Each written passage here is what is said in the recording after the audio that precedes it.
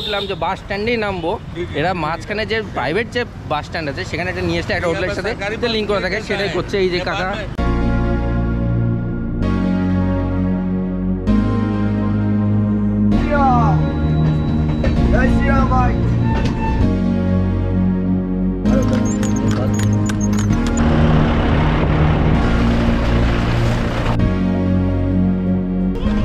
Finally আমরা নেপালে এসে পৌঁছালাম। নমস্কার, আমি সুরজিৎ, সঙ্গে আছে আমাদের সঙ্গে সুমনদা। ট্যুর ট্রাভেল অ্যান্ড মস্তি চ্যানেলের তরফ থেকে আপনাদের সকলকে স্বাগতম। অনেক দিন ধরে আপনাদের সামনে আমরা নতুন কোনো ব্লগ ভিডিও আনতে পারিনি সময়ের জন্য, বা আমরা অন্য কোথাও যেতে পারিনি। তো আপনাদের সামনে নতুন একটা চমক নিয়ে আসছি, নতুন একটা ব্লগ নিয়ে আসছি। এরপর সুমনদা কিছু বলবে। কিছু বলার বলতে, আমরা সবসময় তো সময় পাওয়া যায় না, বিভিন্ন কাজে আমরা যুক্ত আছি এবং সেই জায়গাটায় সমস্যাটা হয়ে যায় যে সময় পাওয়া যায় না, যার ফলে অনেক জায়গায় যাওয়া হয়ে ওঠে না। তো যেহেতু কোথাও যেতে পারি না, তাই কোনো ব্লগও আনতে পারি না। তো আপাতত অনেক দিন পর আমাদের এক বন্ধুর সাহচর্যই বলতে পারেন, আমরা একটা নতুন ট্যুর করতে চলেছি। সেই ট্যুরের যাবতীয় তথ্য, সমস্ত খুঁটিনাটি এবং কিভাবে যাবেন, কোথায় থাকবেন, সব কিছু, তার সাথে কোনো স্ক্যাম আছে কিনা সেটাও তুলে ধরবো এই পর্বের ভিডিওগুলোতে। যদিও এই পর্বটা আমাদের পুরোপুরি নতুন, আমাদের একটা এক্সপিরিয়েন্স হলো যে কিভাবে আমাদেরকে থাকতে হবে, কিভাবে ঘুরতে হবে, প্রত্যেকটা এক্সপিরিয়েন্স আপনাদের সাথে শেয়ার করব একদম, এবং সেটা দেখতে থাকবেন এবং আশা করব সেই জায়গাটায় আপনাদের যেতে কোনো অসুবিধা হবে না। আর সবসময় চেষ্টা করবো আমাদের, জানেনই, যতটা কম খরচে, কোনো হিডেন কস্ট নেই, যা আমরা খরচ করছি সেইটাই কিন্তু আপনাদেরকে বলবো এবং সেইটাই ডেসক্রিপশন বক্সেও কিন্তু দেওয়া থাকবে। সেই ট্যুরটা নিয়েই কিন্তু এবার আমাদের এবারের ভিডিওর পর্বগুলো। তো দেখতে থাকুন, সঙ্গে থাকবেন। আমাদের আজকে গন্তব্যর যে প্রথম ধাপ যেটা, সেটা এখান থেকেই শুরু হবে। আর চলে এসেছি, যথারীতি দেখতেই পাচ্ছেন, বর্ধমান জংশন রেলওয়ে স্টেশন।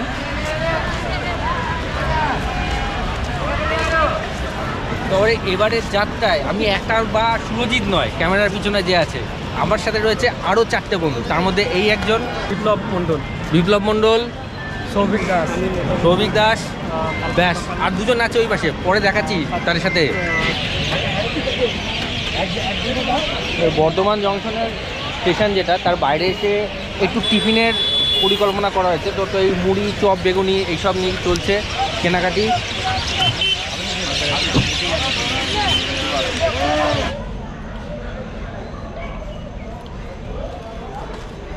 প্ল্যাটফর্মের ভিতরে চলে এসেছি, মানে স্টেশনের ভিতরে চলে এসেছি প্ল্যাটফর্মে। আর বলেছিলাম আর দুজন বাকি আছে, এই হচ্ছে সেই দুজন। এই হচ্ছে একজন মেন উদ্যোক্তা যাকে বলা যেতে পারে, হ্যাঁ, আর হচ্ছে এই দাদা কালীচরণ দেব, হ্যাঁ, আর এই হচ্ছে আরেকজন গৌরব মণ্ডল। সবার নাম কিন্তু জানি, মানে এটা কিন্তু ওদের মুখ থেকে শোনানোর জন্য আর কি এইভাবে বলা। হ্যাঁ, এখন টিফিন পর্ব চলছে। এই যে আরেকজন পালাচ্ছে, বাহ। অনুগ্রহ করে শুনবেন, গাড়ির সংখ্যা 13021 আপ হাওড়া রাকসাউ মিথিলা এক্সপ্রেস 2 নম্বর প্ল্যাটফর্মে আসছে। ট্রেনের খবর হয়ে গেছে, ট্রেন দিয়ে দিয়েছে, আমরাও চলেছি ট্রেন ধরবো বলে 2 নম্বর প্ল্যাটফর্মে। ওভারব্রিজ ক্রস করে 2 নম্বর প্ল্যাটফর্মের পথে আমরা সবাই।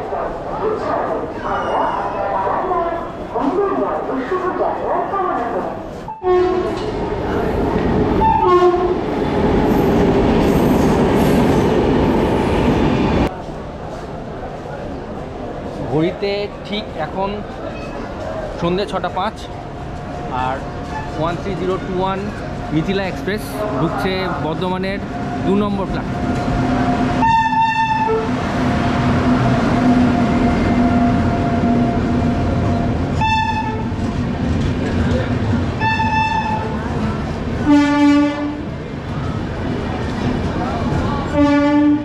মিথিলা এক্সপ্রেসে আমাদের কোচ পড়েছে B3, আর B3টা একটু পরে পড়লো বলে আমরা এবার যাচ্ছি B3-র দিকে।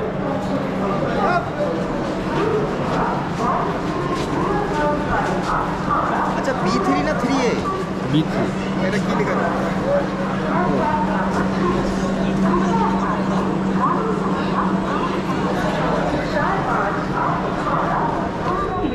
আসুন, LSB coach 3B B3, sorry. আমাদের সিট এখানে এই পাশের কটা এটা আর ওই পাশে এলএসবি কোচের ইন্টেরিয়ার যা হয় না এইটা আমি আগে থেকে বুক করে রেখেছি, এটা আমার জন্য বরাদ্দ। ওটা দেখাতে হবে তো কোন হবে না, যেটা যার সেটা সেখানেই বসবে। এটা আমার। এই যে মিথিলা এক্সপ্রেস যেটাতে আমরা এখন উঠেছি, এই ট্রেনটা দেখে বলি সবথেকে সুবিধা হবে। তাদের দেখে বলে সুবিধাটা হচ্ছে ভুল ইনফরমেশন দেওয়া হবে না। এটা হাওড়া থেকে প্রতিদিন বিকেল 3:50 ছাড়ে, আর এটা রক্সলে গিয়ে পৌঁছায় পরের দিন সকাল 9:15। অর্থাৎ এই প্রায় 18-19 ঘন্টার জার্নি, 13-14-15 ঘন্টার মতো জার্নি এই ট্রেনে করতে হয়।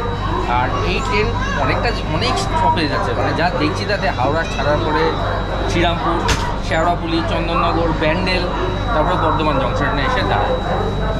বর্ধমানের পরেও আবার পানাগড়, দুর্গাপুর, কুয়ারিয়া, প্রচুর স্টপ।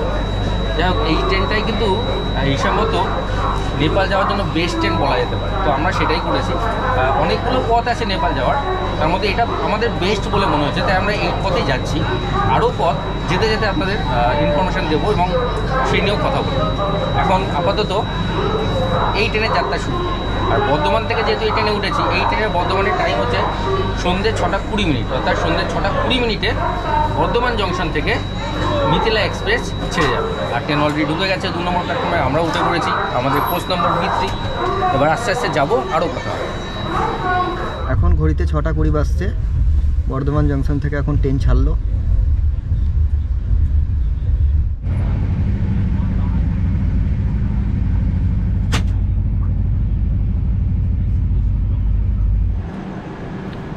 ঘড়িতে এখন সন্ধ্যে 7:02।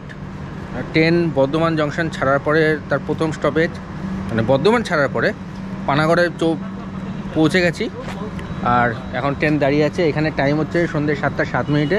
আর এই দেখুন সেই পাটনার শুরু, সেখানে বেগুনি চপ, বেগুনি মুড়ি থেকে শুরু করে এখন পেয়ারা চলছে। আমরাও রয়েছি ভিতরে, টিম পুরোটাই রয়েছে। তো ডিসেম্বর মাস, শীতের সন্ধে, সব স্টেশনে হয়তো নামতে পারবো না, ভালো ঠান্ডা আছে। তা যে কটা পারবো দেখাবো, নাহলে ইনফরমেশন আস্তে আস্তে দিতে থাকবো। আর পেয়ারাটা টেস্টির জন্য এটা কি নিয়েছি বলো তো? কি ওটা? এটা জল ঢেলে দিয়ে খাচ্ছি পেয়ারাটা। এটা লবণ লাগছে, টেস্টি লাগছে। আমার একটু দাও। না ঢেলে দিলে তো।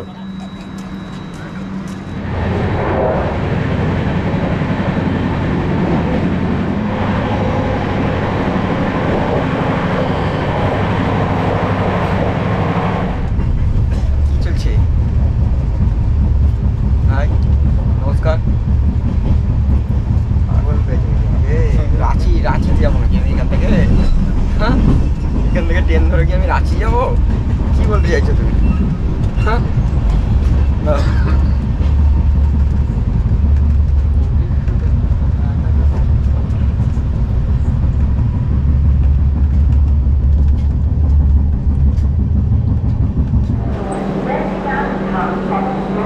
8 মিনিট লেটে ট্রেন আসানসোল এসে পৌঁছালো। ভালোই যাচ্ছে, জাস্ট 8 মিনিট লেট হয়েছে, আবার মেকআপ হয়ে যাবে। আপাতত আসানসোল থেকে আবার যাত্রা শুরু হবে। সিগন্যাল হয়েও গেছে, স্টপেজ ছিল 2 মিনিট, তাড়াতাড়ি ছেড়ে দিল।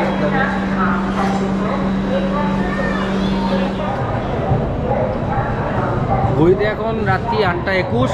ট্রেন ছাড়লো আসানসোল জাংশন, প্রায় 18 মিনিট লেট। ঢুকলো 7-8 মিনিট লেট ছিল, এখানে একটু দাঁড়ানোর পরে অনেকটা লেট হয়ে গেল। মেকআপ হয়তো দিয়ে দেবে। তার মধ্যে আবার আজকে শুনলাম ডাইভার্টেড ট্রেন। সকালবেলা মুজফ্ফরপুর জংশন থেকে ট্রেন ডাইভার্ট হয়েছে। বাইরে প্রচণ্ড ঠান্ডা, দরজা খুলে দাঁড়ানো যাচ্ছে না। বলতো আর ইচ্ছা নেই, যদি সম্ভব হয় দেখাবো বাকিগুলো। আর ইনফরমেশন তো সবই থাকবে।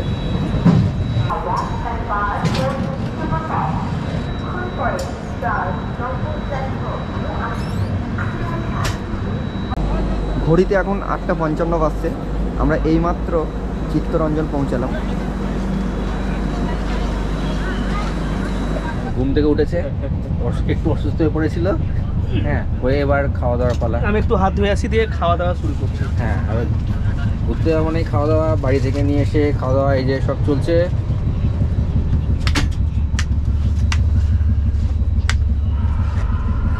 সব একটার পর একটা খোলা হচ্ছে,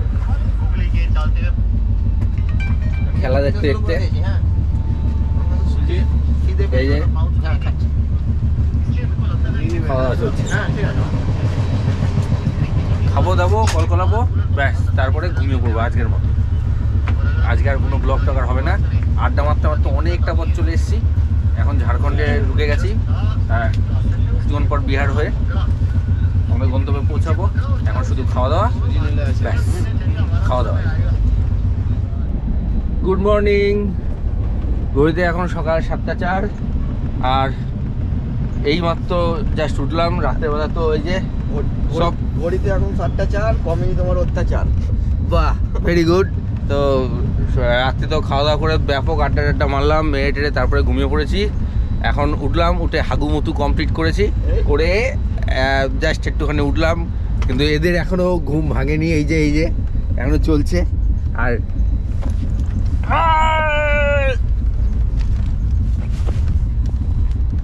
দেখুন হ্যাঁ, কত ঘুমায় একটা মানুষ। দেখুন আমি কখন ঘুমাই বলো তো? কখন আমি ঘুমিয়েছি আমি 3:10-এ, এখন আমার ঘুম এখনো পুষায়নি, ওই জন্য আমি একটু ঘুমিয়ে রয়েছি। কোন 3:10-এ?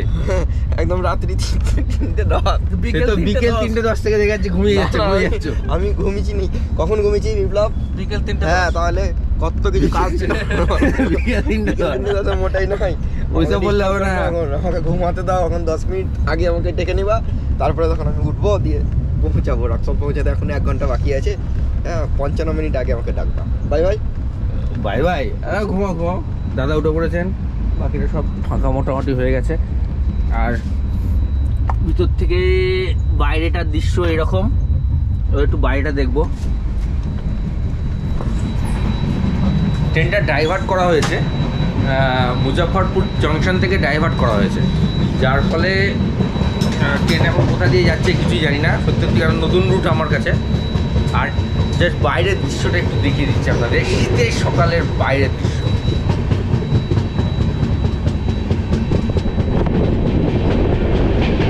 কিচ্ছু দেখা যাচ্ছে না, প্রচুর কুয়াশা একদম। দেখুন জাস্ট একটুখানি পর থেকে পুরো কুয়াশা ভর্তি।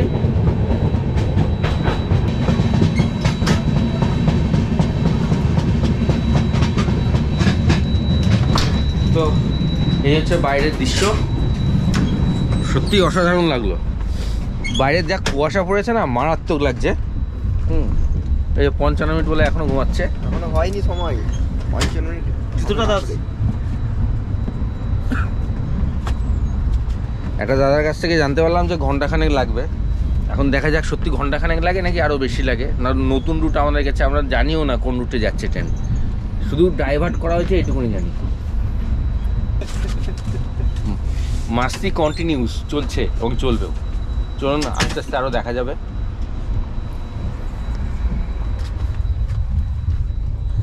দেখা যায় না। ঢং লেখা আছে স্টেশনের নাম। ঢং। ডাইভার্ট হওয়ার পরে কোনো একটা স্টেশনে এসে দাঁড়িয়ে আছে। শীতের সকাল, ডিসেম্বর, আর এই হচ্ছে সেই স্টেশন। ওই যে হাওড়া থেকে প্রতিদিন 3:50 ছাড়ে বিকেলবেলা, আর রক্সলে পৌঁছায় হচ্ছে, রক্সল পৌঁছানোর টাইম হচ্ছে 9:25 সকালবেলা পরের দিন, অর্থাৎ প্রায় 17 ঘন্টা 35 মিনিট মতো, 25 মিনিট, 17 ঘন্টা 25 মিনিট সময় লাগে এই 693 কিলোমিটার পথ মানে যাত্রা করতে। আর এতে 35টা স্টেশন দাঁড়ায় নর্মালি। আর এটা হচ্ছে জেনারেলি আগে তো LHB কোচ ছিল না, এখন LHB কোচ নতুন অ্যাড করা হয়েছে। আর একটা জিনিস সবথেকে বড় ব্যাপার, এই ট্রেনটায় স্লিপার কোচ কিন্তু মাত্র 4টে, 10টা 3AC কোচ আছে আর 2টো 2AC কোচ আছে। ওয়ানে কিছু নেই এখানে। আর জেনারেলের বলতে 2টো জেনারেল আছে, একদম সামনের দিকে থাকে, যেটা হাওড়া থেকে ছাড়ার সময়। এই ট্রেনটায় কিন্তু কোনো প্যান্টিকার নেই। হ্যাঁ, এখানে আপনি জেনারেলি যেটা পাবেন হচ্ছে অনবোর্ড ক্যাটারিং আর ক্যাটারিংটা পাবেন। তো রান্না টান্না যা আমরা তো নিজেরাই খাবার এনে খেয়েছি, ওদের এখানকার ক্যাটারিংয়ের মানে স্বাদ কীরকম বলতে পারবো না, তবে ভালো। যা গন্ধ পাচ্ছিলাম, খুব সুন্দর গন্ধ পাচ্ছিলাম কালকে রাতের বেলা। হাওড়া থেকে রক্সল অবধি এই ট্রেনের ভাড়া যেটা হচ্ছে, সেটা স্লিপার ক্লাস যেটা আছে সেটা হচ্ছে 380 টাকা, আর 3AC যেটা সেটা হচ্ছে 1030 টাকা, আর 2AC যেটা সেটা হচ্ছে 1470 টাকা। এটা হচ্ছে এই ট্রেনের ভাড়া। তবে ভাড়ার সাথে বলবো যে ট্রেনটার টাইমিংটা খুব বাজে। টাইমিংটা বাজে মানে সুন্দর টাইমিং রয়েছে যাওয়া আসা করার জন্য, কিন্তু প্রচুর সময় নেয়। 17 ঘন্টা 25 মিনিট 693 কিলোমিটার পথের জন্য অনেকটাই।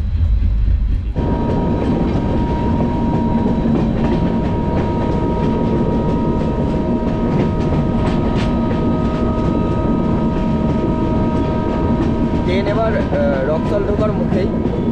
হ্যাঁ, আমরা দাঁড়িয়ে আছি আর 5 মিনিট অপেক্ষা। তাই ঢুকে গেছে। স্টেশন ঢুকতে হয়তো 2 মিনিট 1 মিনিট লাগবে, কাছাকাছি পৌঁছে যাওয়ার পর। বেশ অবধি আমাদের আজকের গন্তব্যের যে লাস্ট না, ট্রেনের লাস্ট হবে রক্সল। আমরা পৌঁছালাম, এই যে রক্সল ঢুকছে, রক্সল স্টেশন ঢুকছে। জয় শ্রীরাম, জয় শ্রীরাম। ঘড়িতে এখন সকাল 8টা 55 মিনিট, সরি 8টা 50 মিনিট, ভুল বললাম না দেখেই। 8টা 50 মিনিট ট্রেন ঢুকলো রক্সল জংশন। এখান থেকে আমরা আমাদের নেপাল যাওয়ার পরবর্তী যে স্টেপটা সেটা করবো, অর্থাৎ এখান থেকে সমাজ যাবো বীরগঞ্জ, ওখান থেকে আবার গাড়ি করে নেপালের কাঠমান্ডু। তো আপাতত আমাদের ট্রেন জার্নি এখানেই শেষ হতে চলেছে। 693 কিলোমিটার পথ, যদিও এটা যেহেতু ড্রাইভারে অনেকটা ঘুরে এসেছি।